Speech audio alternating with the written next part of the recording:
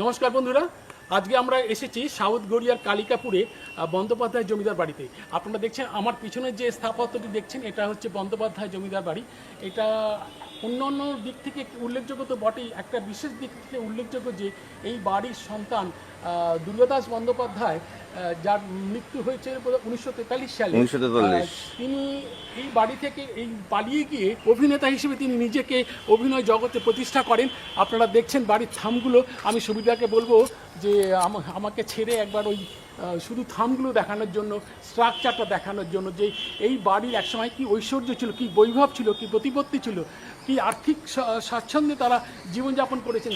সেই স্বাচ্ছন্দ্যমূলক জীবনযাপনকে ত্যাগ করে দুর্গাদাস বন্দ্যোপাধ্যায় চলে গিয়েছিলেন কলকাতায়। একেবারে সোনার চামচ মুখে নিয়ে জন্মগ্রহণ করা একটি সন্তান, ওই কৈশোর তখনকার দিনে যে কী করে তিনি সেটা করেছিলেন, তার সাহস এবং তার কী বলবো, তার এবং অধ্যবসায় এবং সাধনা সেগুলোকে বলতেই হয়। সেইগুলো তিনি তার পরিচয় রেখেছেন তার পরবর্তী জীবনে। অভিনয় শিল্পী হিসেবে, অভিনেতা হিসেবে তিনি নিজেকে প্রতিষ্ঠা করেছেন। আপনারা দেখছেন বাড়িটা, আমাকে একটু ক্যামেরায় নিয়ে একটু হাতটা দেখাবেন। যে এই দেখুন বাড়ি, দেখেন জি থামগুলো দেখুন, 6টা থাম পরপর দাঁড়িয়ে আছে। তার মাথার উপর যে ছাদটা দু জায়গায় ধসে গেছে, মানে গোলাকৃতি হয়ে। আর থামের মাথার যে চুনসুকির কাজগুলো রয়েছে, যে ফুলের নকশাগুলো দেখছেন, অসাধারণ নৈপুণ্য শিল্পী। আর যিনি তৈরি করেছেন তাদের তো প্রশংসা করতেই হয়, তারা সেই ধরনের শিল্পীকে তারা নির্বাচন করেছেন এই ধরনের কাজ করার জন্য। সুতরাং আর বাদবাকি ইতিহাসটা আপনাদের পরবর্তী পদক্ষেপে বলবো। আপনাদের আপাতত আমি বিরতি নিচ্ছি। আবার পরবর্তী ভিডিওতে আপনাদের এই জমিদার বাড়ির সম্পর্কে যেটুকু আমি জানি সেটুকু আপনাদের সামনে শেয়ার করে নেব। শিয়ালদা থেকে ক্যানিং লোকাল ধরে আমরা কালিকাপুর স্টেশনে নেবে, সেখান থেকে টোটো ধরে আমরা এখানে এসে পৌঁছেছি। এটা হচ্ছে সাউথ গড়িয়ার কালিকাপুর। আর সামনে যে তরুণদ্বারটি দেখছেন, এটি হলো সেই সাউথ গড়িয়ার কালিকাপুর বন্দ্যোপাধ্যায় জমিদার বাড়ির তরুণদ্বার। এই যে হচ্ছে বাড়ির প্রবেশদ্বার, আপনারা দেখছেন বাড়ির প্রবেশদ্বার। রাস্তা থেকে বাড়িটা দেখাচ্ছি আপনাদের, তরুণদ্বারের সামনে দিয়ে বাড়িটা দেখানোর চেষ্টা করছি। এই যে রাস্তাটা, সরু পায়ে চলা পথ, আর তরুণদ্বারের পেছন আপনারা দোতলা বাড়িটি দেখতে পাচ্ছেন। ভগ্ন জীর্ণ অবস্থায় দাঁড়িয়ে আছে এখনও মাথা তুলে। এখানে কিছু মানুষ, এই বন্দ্যোপাধ্যায় পরিবারের মানুষ এখানে বসবাস করেন। এটা বন্দ্যোপাধ্যায়দের জমিদার বাড়ি, যে বাড়ির সন্তান ছিলেন এক সময়কার নামকরা মঞ্চ ও চলচ্চিত্রের অভিনেতা দুর্গাদাস বন্দ্যোপাধ্যায়। তিনি যখন সাইলেন্ট মুভি অর্থাৎ নির্বাক ছবিতেও যেমন অভিনয় করেছেন, তেমনি সবাক ছবিতেও অভিনয় করেছেন। বিংশ শতাব্দীর দ্বিতীয়, তৃতীয় ও চতুর্থ দশক, এই 3টি দশক ধরে বাংলা রঙ্গমঞ্চ ও রূপলী পর্দায় নির্বাক ও সবাক চলচ্চিত্রে দাপিয়ে অভিনয় করে গেছেন দুর্গাদাস বন্দ্যোপাধ্যায়, এই বন্দ্যোপাধ্যায় জমিদার বাড়ির ছেলে। মহানায়ক উত্তম কুমারের আগেই তিনি বাংলা চলচ্চিত্র মোদী ও চলচ্চিত্র সমালোচকদের কাছে হয়ে উঠেছিলেন স্টার, ম্যাটিনি আইডল। কেউ কেউ তাকে বলতেন Douglas fair banks of the east. আসলে সেই সময় হলিউডে নির্বাক চলচ্চিত্র যুগে ডগলাস ফেয়ার ব্যাংকস ছিলেন একজন আন্তর্জাতিক খ্যাতিসম্পন্ন অভিনেতা। দুর্গাদাস বন্দ্যোপাধ্যায়ের মন কাড়া অভিনয় মানুষের মনে এতটাই দাগ কেটেছিল যে তাকে হলিউডের আন্তর্জাতিক খ্যাতিসম্পন্ন অভিনেতা ডগলাস ফেয়ার ব্যাংকসের সঙ্গে তুলনা করা হতো। আজকের ভিডিওতে আমি আপনাদের শোনাবো সেই উত্তরণের কাহিনী, জিরো থেকে হিরো হয়ে ওঠার কাহিনী। এবারে আমরা এই তরুণদ্বারের ভেতর দিয়ে সরু যে পায়ে চলা পথ আছে, এই পথ দিয়েই আমরা বাড়ির ভেতর দিকে অগ্রসর হব এবং সেই বাড়িটিকে আপনাদের দেখাবো। চলুন আমরা বাড়ির ভেতরে প্রবেশ করি। আমরা বন্দ্যোপাধ্যায় জমিদার বাড়ির কম্পাউন্ডের ভেতরে ঢুকে পড়েছি। ডান দিকে পাঁচিল ঘেরা যে জায়গাটি দেখছেন, এটি ছিল এককালে বাড়ির প্রধান প্রবেশ পথ, কিন্তু সেখানে এখন আগাছায় পরিপূর্ণ হয়ে আছে, জঙ্গল হয়ে আছে। দেখাবো আপনাদের সেই মূল প্রবেশ পথটি। আমরা আরেকটু এগিয়ে যাই, তাহলেই দেখতে পাবেন বাড়িটি। আমরা ধীরে ধীরে এগিয়ে চলেছি বন্দ্যোপাধ্যায় জমিদার বাড়ির দিকে। আপনারা পর্দায় দেখতে পাচ্ছেন অপূর্ব স্থাপত্য শৈলীতে নির্মিত পুরনো, জীর্ণ, মলিন, পলেস্তরা খসা দোতলা বন্দ্যোপাধ্যায় জমিদার বাড়িটি দেখতে পাচ্ছেন। বাঁদিকে রয়েছে একটি বড়সড় পুকুর। এককালে এই পুকুরের জলে ব্যবহার করতেন বন্দ্যোপাধ্যায় জমিদার পরিবারের সদস্যরা। বর্তমানে পুকুরটি চারিদিক আগাছায় পরিপূর্ণ হয়ে আছে, সংস্কারে খুবই প্রয়োজন। বন্ধুরা, আপনারা পর্দায় বন্দ্যোপাধ্যায় জমিদার বাড়িটি দেখতে থাকুন। তবে আজকের ভিডিওতে এই জমিদার বাড়ির ইতিহাস বা ঐতিহ্যের কথা যত না থাকবে তার থেকে বেশি থাকবে এই বাড়ির সন্তান, দুর্দান্ত অভিনেতা, আজকালকার ভাষায় মেগা স্টার দুর্গাদাস বন্দ্যোপাধ্যায়ের কথা, যিনি জমিদার বাড়ির সুখ স্বাচ্ছন্দ্য ভোগ বিলাস সব ত্যাগ করে অভিনেতা হবার স্বপ্নে বিভোর হয়ে বাড়ি ছেড়ে কলকাতা পাড়ি দিয়েছিলেন। সেখানে অনেক দুঃখ কষ্ট বঞ্চনা অপমান সহ্য করে সম্পূর্ণ নিজের চেষ্টায় নিজের উদ্যমে হয়ে উঠেছিলেন একজন দক্ষ অভিনেতা, সকলের চোখে হয়ে উঠেছিলেন একজন স্টার। তার জীবনটা একেবারে সিনেমার গল্প বা রূপকথার গল্পের মতন। তিনি একেবারে জিরো থেকে হিরো হয়ে উঠেছিলেন। সময় যায় উত্তম কুমার যখন উত্তম কুমার হয়ে ওঠেননি, শুধু অভিনয় করার স্বপ্নে বা অভিনেতা হবার স্বপ্নে ডুবে থাকতেন, তখন অভিনেতা দুর্গাদাস বন্দ্যোপাধ্যায় এবং অভিনেতা দুর্গাদাস বন্দ্যোপাধ্যায়ের জীবন সংগ্রামের কাহিনী তাকে অনুপ্রাণিত করেছিল। আপনারা পর্দায় জমিদার বাড়ির যে অংশটি দেখতে পাচ্ছেন সেটা হলো জমিদার বাড়ির এক সময়কার প্রধান প্রবেশ পথ। কতগুলো ডোরিক স্টাইলের উঁচু স্তম্ভের উপর দাঁড়িয়ে আছে প্রবেশ পথের কড়ি বর্গার ছাদ, যা বর্তমানে জীর্ণ তো বটেই, কালের করাল গাছের ছাদে তৈরি হয়েছে গোলাকার দুটো বৃত্ত, যার মধ্যে দিয়ে দেখা যায় দূরের নীল আকাশটিকে আর নিচে আগাছার জঙ্গল। আর এখানে 1 2 3 4 5 6 6টা ডোরিক স্টাইলের থাম দেখতে পাচ্ছি। হ্যাঁ, আর এটাই ছিল এনাদের মূল প্রবেশ পথ, কিন্তু সেটা এখন বন্ধ, সামনে যাওয়া যাবে না, জঞ্জাল আগাছা পরিবৃত হয়ে আছে, মানে পরিপূর্ণ হয়ে আছে। বর্তমানে এই জমিদার বাড়িটি জীর্ণ ও মলিন হয়ে পড়লেও এই বাড়ির ইতিহাস ও ঐতিহ্য এখনো অম্লান হয়ে আছে। দুর্গাদাস বন্দ্যোপাধ্যায় সম্পর্কে কিছু কথা বলার আগে এই জমিদার বাড়ির সম্পর্কে আপনাদের কিছু কথা জানিয়ে রাখি। এনারা ছিলেন আদিতে দক্ষিণ বারাসাতের জমিদার পরিবার। পরবর্তীকালে 1655 খ্রিস্টাব্দে এই বন্দ্যোপাধ্যায় জমিদার পরিবারের এক পূর্বপুরুষ রাজকিশোর বন্দ্যোপাধ্যায় এখানে মানে সাউথ গড়িয়ার কালিকাপুরে এসে জমিদারি পত্তন করেন এবং বিভিন্ন স্থাপত্য নির্মাণ করেছিলেন। জমিদার রাজকিশোর বন্দ্যোপাধ্যায় এখানে জমিদারি পত্তন করার পাশাপাশি এই বাড়িতে বা এই পরিবারে দুর্গাপুজো শুরু করেছিলেন। আজও সেই দুর্গাপুজো চিরাচরিত প্রথা মেনে নিষ্ঠা ভরে সাড়ম্বরে চিরাচরিত প্রথা অনুযায়ী অনুষ্ঠিত হয়ে আসছে। এই বাড়ির দুর্গাপুজোর বয়স প্রায় 350 বছরের বেশি।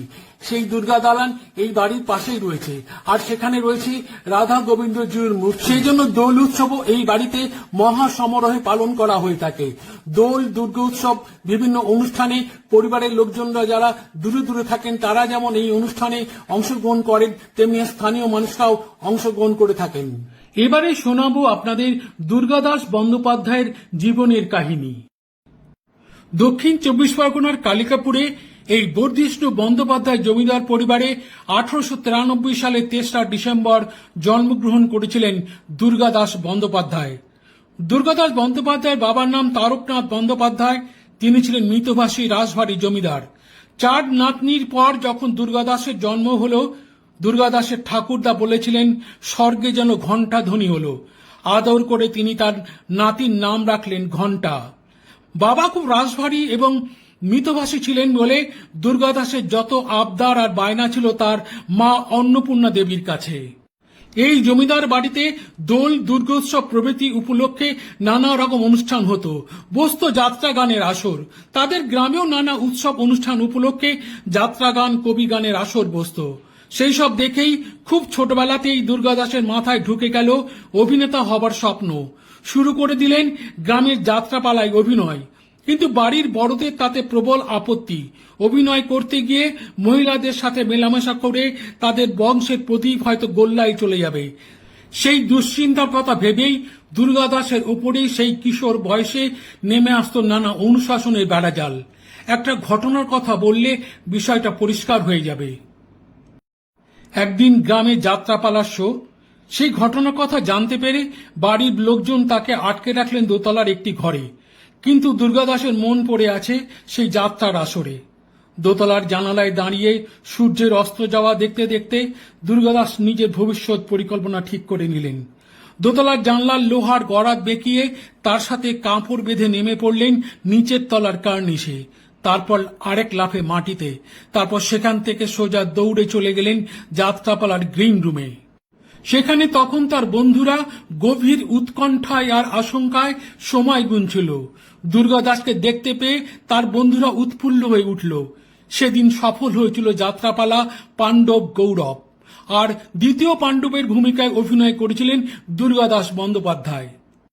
অভিনয় করার পাশাপাশি ছবি আঁকার প্রতিও ঝোঁক ছিল দুর্গা দাসের।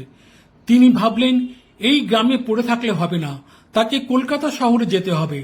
তাই তিনি পিসি ও মায়ের কাছ থেকে সামান্য কিছু টাকা নিয়ে এই জমিদার বাড়ি ছেড়ে, ভোগ বিলাসের জীবন ছেড়ে, এই গ্রাম ছেড়ে, পরিবার ছেড়ে চলে গেলেন কলকাতায়। ভর্তি হলেন বউবাজারে একটা আর্ট স্কুলে। সেখানে বেশি দিন মন টিকল না। শেষে বউবাজার আর্ট স্কুল ছেড়ে ভর্তি হলেন সরকারি আর্ট কলেজে।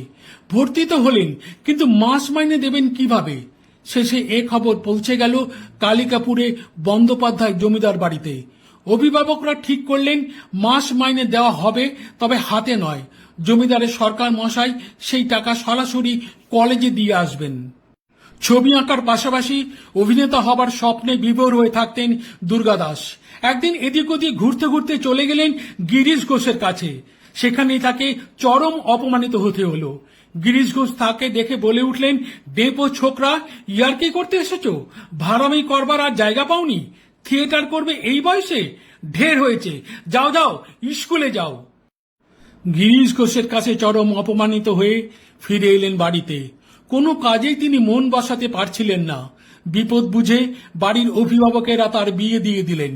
বিয়ে তো হলো, কিন্তু সংসারে তার মন নেই। স্ত্রী বীণাপাণি দেবীর কাছে কাকতি মিনতি করে সন্ধ্যাবেলা চুপিসারে চলে যেতেন রিহার্সালে, ফিরতেন ভোর হবার আগে।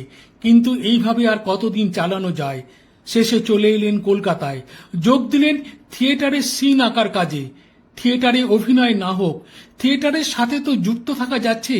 এই সান্ত্বনাটুকু বুকে নিয়েই থিয়েটারে সিন আঁকার কাজ তিনি চালিয়ে যেতে থাকেন। 1920 সালে ম্যাডার্ন থিয়েটার কোম্পানিতে নির্বাক চলচ্চিত্রের টাইটেল রাইটার বা বর্ণলিপিকার হিসেবে তিনি কাজ পেলেন। পরের বছর 1921 সালে শিশির ভাদুরী, নরেশ মিত্র এবং আরো কয়েকজন মিলে খুলে ফেললেন একটা film company, Taj Mahal film company. Durga Das সেখানেও টাইটেল রাইটারের কাজে যোগ দিলেন। মনের গোপন ইচ্ছে, এইভাবে যদি কখনো ভাগ্যের শিকেটা ছিঁড়ে যায়। ভাগ্যের শিকে তার ছিঁড়ল ঠিকই, কিন্তু নেহাতি অকিঞ্চিৎকর চরিত্রে, অর্থাৎ এক্সট্রার চরিত্রে। পরপর দুটি ছবিতে তিনি এক্সট্রার চরিত্রে অভিনয় করলেন। প্রথমে আঁধারে আলো, পরে মানভঞ্জন। 1923 সালে হঠাৎ করে কর্ণার্জুন নাটকে বিকর্ণের ভূমিকায় অভিনয় করার সুযোগ পেলেন দুর্গা দাস। 1923 সালে 30 জুন মঞ্চস্থ হল কর্ণার্জুন নাটক। পেশাদার রঙ্গমঞ্চে সেটিই ছিল তার প্রথম আত্মপ্রকাশ। সেই অভিনয় অনেকের মনে দাগ কেটে গিয়েছিল। সুযোগ পেলেন সেই বছরের অক্টোবর মাসে চন্দ্রগুপ্ত নাটকের প্রধান চরিত্র চন্দ্রগুপ্তের ভূমিকায়। আর তাকে পেছন ফিরে তাকাতে হলো না। একের পর এক নাটকে অভিনয়ের উজ্জ্বল স্বাক্ষর রাখলেন তিনি। ইরানের রানী, প্রফুল্ল, শাহজাহান, মেবার পতন, আলমগীর, চিরকুমার সভা এবং আরও নাটকে। 1925 সালে চিরকুমার সভা নাটকে অভিনয় করে স্বয়ং রবীন্দ্রনাথ ঠাকুরের প্রশংসা অর্জন করেছিলেন দুর্গা দাস। মোট 46টি নাটকে তিনি অভিনয় করেছিলেন। ইতিমধ্যে নরেশচন্দ্র মিত্রের হাত ধরে 1924 সালে নির্বাক চলচ্চিত্র চন্দ্রনাথ ছবিতে নায়কের ভূমিকায় অভিনয় করার সুযোগ পেলেন দুর্গা দাস। 10 রিলের এই চলচ্চিত্রে অভিনয় করে সবার মনে তিনি দক্ষ অভিনেতা হিসাবে জায়গা করে নিলেন। ফলে নরেশ মিত্র তার পরের ছবিতেও নায়কের ভূমিকায় নির্বাচিত করলেন দুর্গা দাস বন্দ্যোপাধ্যায়কে। এইভাবে একের পর এক 19টি নির্বাক ছবিতে তিনি অভিনয় করেছিলেন। তাদের মধ্যে উল্লেখযোগ্য মিশর রানী, জেলের মেয়ে, ধর্মপত্নী, কৃষ্ণকান্তের উইল, রজনী, একের পর এক নির্বাক ছবি। একদিকে মঞ্চে একের পর এক নাটক, অন্যদিকে চলচ্চিত্র জগতে একের পর এক ছবি। দুদিকে সমান তালে অভিনয় করে মানুষের মনে স্থায়ী জায়গা করে নিয়েছিলেন দুর্গা দাস বন্দ্যোপাধ্যায়। তার অভিনয় দেখে চলচ্চিত্র সমালোচকরা বলতেন তার হাঁটা চলা, চুলের স্টাইল, কথা বলার ধরন, তার পোশাক আশাক ইত্যাদির ব্যাপক প্রভাব পড়েছিল যুব সমাজের উপর। বিশেষ করে তিনি মহিলা মহলে হয়ে উঠেছিলেন অত্যন্ত জনপ্রিয়। তখনকার দিনে নামী অভিনেত্রী নিহারবালা দেবী বলেছিলেন, অভিনয় করে হাততালি তো অনেকেই পায়, কিন্তু চুরি পরা হাতের তালি একজনই পায়, তিনি হলেন দুর্গাদাস বন্দ্যোপাধ্যায়। বিখ্যাত অভিনেতা অহিন্দ্র চৌধুরী বলেছিলেন, দুর্গাদাসের সাধনাই দুর্গাদাসকে বড় অভিনেতা হিসেবে তৈরি করেছিল। বহু ঘাত প্রতিঘাত সহ্য করে তার একমাত্র স্বপ্ন ছিল অভিনেতা হওয়া, তা তিনি করে দেখিয়েছিলেন। বিশিষ্ট নাট্য গবেষক ও লেখক অজিত কুমার ঘোষ তার বইতে লিখে গেছেন, ঔরঙ্গজেবের ভূমিকায় তার অনবদ্য অভিনয় আমি কখনো ভুলতে পারবো না। তার সেই অনিন্দ সুন্দর চেহারা নিয়ে মঞ্চের উপর হাঁটা চলা, চোখের স্থির দৃষ্টি, কাটা কাটা সুস্পষ্ট স্বরে সংলাপ উচ্চারণ, যা বহুদিন মনে রাখবে। শিশির ভাদুরী একবার বলেছিলেন, দুর্গার গলার স্বর ভালো, চেহারাও সুন্দর, আর অভিনয়টা করতেন একেবারে তার নিজের মতন করে, সেই জন্যই সবার ভালো লাগে তার অভিনয়। তবে সব থেকে তার অভিনয় পছন্দ করেন মহিলারা, সেই জন্যই চলচ্চিত্র সমালোচকেরা তাকে বলতেন Douglas fair banks of the east. কারণ সেই সময় অর্থাৎ নির্বাক চলচ্চিত্রের যুগে হলিউডের ডগলাস ফেয়ার ব্যাংকস ছিলেন একজন অত্যন্ত জনপ্রিয় অভিনেতা। মহিলাদের কাছে তিনি হয়ে উঠেছিলেন তাদের নয়নের মণি, ম্যাটিনি আইডল, আর পুরুষদের কাছে তিনি হয়ে উঠেছিলেন একজন স্টার। ইতিমধ্যে বাংলা নির্বাক ছবি সবাক ছবিতে রূপান্তরিত হয়েছে। 1931 সালে নিও থিয়েটার্সের ব্যানারে প্রথম সবাক চলচ্চিত্র দেনা পাওনাতে তিনি অভিনয় করেন। তারপর একে একে অভিনয় করেন চণ্ডীদাস, কপাল কুণ্ডলা, ভাগ্যচক্র, মীরাবাই, মহুয়া, বিদ্যাপতি, পরশমণি ছবিতে। এইভাবে তিনি সারা বাংলার মানুষের কাছে, সারা বাংলার চলচ্চিত্র মদিদের কাছে তিনি হয়ে উঠেছিলেন একজন স্টার, ম্যাটিনি আইডল। ইতিমধ্যে দুর্গাদাস হয়ে পড়েছিলেন রাশভারী, দাম্ভিক এবং মেজাজি। পরপর দুটি ঘটনার কথা আপনাদের শোনাই, তাহলেই আপনারা বুঝতে পারবেন যে তিনি কতটা মেজাজি ও দাম্ভিক হয়ে উঠেছিলেন। সালটি ছিল 1939 সাল। বিহারের পাটনা রেল স্টেশন থেকে কলকাতায় আসবেন সেদিনকার তারকা অভিনেতা দুর্গাদাস বন্দ্যোপাধ্যায়। রেলের একটি কামরা তিনি রিজার্ভ করেছেন কলকাতায় আসার জন্য। ট্রেন ছাড়ার আগে রেলের আধিকারিকরা তাকে গিয়ে বললেন, অবিভক্ত বাংলার মুখ্যমন্ত্রী ফজলুল হক সাহেব কলকাতায় যাবেন, আপনি ওনাকে আপনার কামরায় নিয়ে নিন। কিন্তু দুর্গাদাস বন্দ্যোপাধ্যায় তাদেরকে পরিষ্কার জানিয়ে দিলেন যে তিনি কামরাটি রিজার্ভ করেছেন এবং সেই রিজার্ভ করা কামরায় তিনি কাউকে উঠতে দেবেন না। রেলের আধিকারিকেরা তাকে অনেক করে বোঝালেন, কিন্তু দুর্গাদাস তার নিজের সিদ্ধান্ত থেকে এক চুলো সরলেন না। শোনা যায় তিনি তাদেরকে বলেছিলেন, ফজলুল হক মরলে আরেকজন ফজলুল হক জন্মাবে, কিন্তু একজন দুর্গাদাস মারা গেলে আরেকজন দুর্গাদাস জন্মাবে না। পরবর্তীকালে এই দম্ভ আর অহংকারের জন্য তাকে কিন্তু জরিমানাও দিতে হয়েছিল। আরেকটা ঘটনার কথা শোনাই। মঞ্চে নায়কের ভূমিকায় বা গুরুত্বপূর্ণ ভূমিকায় অভিনয় করলেও যারা ছোট ছোট চরিত্রে অভিনয় করতেন তাদের প্রতি দুর্গাদাসের ছিল অপার ভালোবাসা। তিনি তখন রংমহলে অভিনয় করছেন। রংমহলের মালিক ছিলেন গদাধর মল্লিক। কিছুতেই তিনি ছোট চরিত্রের অভিনেতাদের মাইনে বাড়াচ্ছিলেন না। সে কথা কানে যেতেই দুর্গাদাস তাকে ডেকে পাঠালেন। গদাধর মল্লিক সঙ্গে সঙ্গে হাজির হলেন দুর্গাদাস বন্দ্যোপাধ্যায়ের কাছে। দুর্গাদাস তাকে বললেন, তুমি এদের মাইনে বাড়াচ্ছ না কেন? এক্ষুনি এদের সবাইকে মাইনে বাড়িয়ে দাও। সাথে সাথে গদাধর মল্লিক ছোট চরিত্রের সমস্ত অভিনেতা অভিনেত্রীদের মাইনে বাড়িয়ে দিয়েছিলেন। সমানতালে চলচ্চিত্র ও মঞ্চে অভিনয় করতে করতে তিনি বোধহয় খানিকটা ক্লান্ত হয়ে পড়েছিলেন। সেই ক্লান্তি কাটাতে তিনি হাতে তুলে নিয়েছিলেন মদের গ্লাস। শেষের দিকে মদের নেশায় তিনি চুর হয়ে থাকতেন।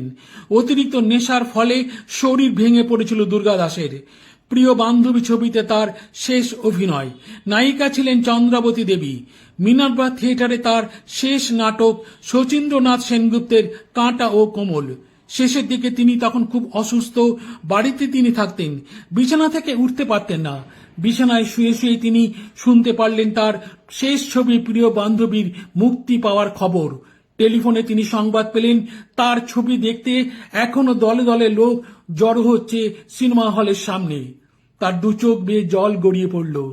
তিনি বিশ্বাস করতে পারছিলেন না যে এখনো তার অভিনয় দেখার জন্য মানুষ ব্যাকুল হয়ে আছে, এখনো তার অভিনয় দেখার জন্য দলে দলে মানুষ ভিড় জমাচ্ছে সিনেমা হলের সামনে। কান্নায় ভেঙে পড়লেন দুর্গাদাস।